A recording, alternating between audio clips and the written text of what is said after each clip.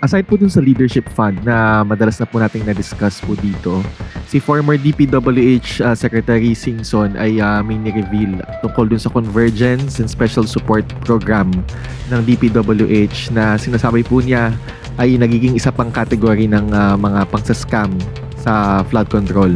Ano po masasabi po ninyo dito? Nagiging kategory ng isang klase ng pang-scam. Pero wala siyang sinabi kung paano. May mga datos naman po siya na sinabi, pero yung kung paano po exactly hindi po niya. Diba? Ang nakita ko sa post ay amount tungkol sa Convergence and Special Support Program. Pero hindi niya sinabi kung paano ito di umanong ginagamit sa pang-scam.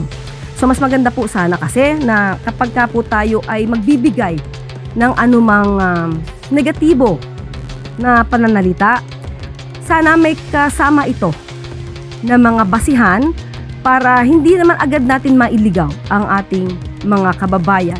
Dahil kung yan ang kanyang opinion lamang, pero wala pa siyang hawak ng basihan para sabihin na yung Convergence and Special Support Program ay pang-scam, hindi po siya nakakabuti sa proyekto ng gobyerno. Dahil itong Convergence and Special Support Program ay matagal na po itong umiiral sa DPWH.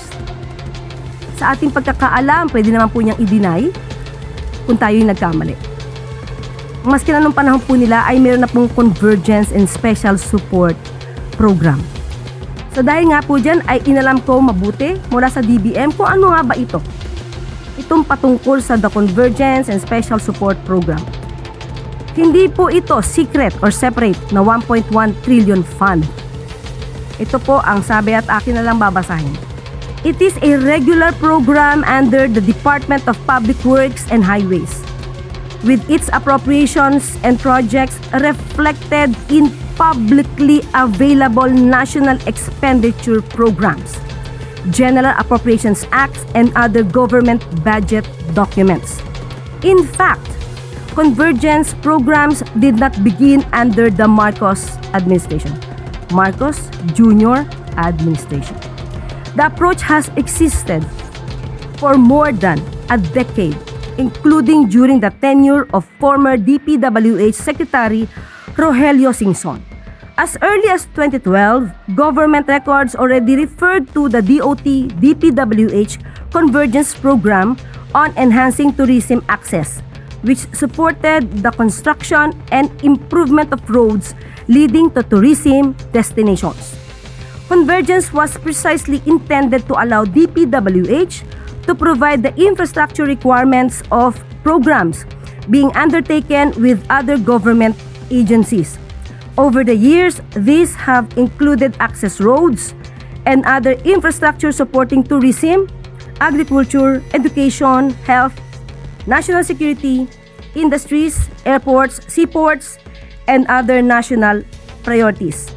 The current CSSP is therefore an umbrella program covering different types of infrastructure projects, not a single discretionary fund.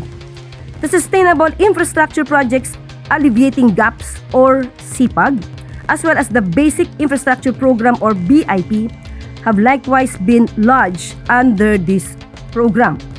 Official budget documents expressly identify SIPAG under CSSP, while the program itself includes access roads leading to airports, seaports, tourism destinations, industries, and railway stations, among others. For perspective, the fiscal year 2026 General Appropriations Act itself publicly identifies CSSP as one of DPWH's regular programs alongside the Asset Preservation Program, Network Development Program, and Bridge Program. It is therefore inaccurate to portray CSSP as a newly discovered or previously undisclosed public works budget. So, kaya nga po, sa bawat pagbibintang or ibang intriga, mas maganda po sana kung hingin nyo sa kanila kung ano yung pruweba na nagagamit ito sa scam, kung meron sila example, kung meron sila experience, para po mas maging maganda ang mensahe nila sa ating mga kababayan at hindi tayo parang laging nakabitin sa issue na ito ay maaaring gamitin pang scam, ito ay magagamit na para nakawin. Hindi po magandang mensahe po.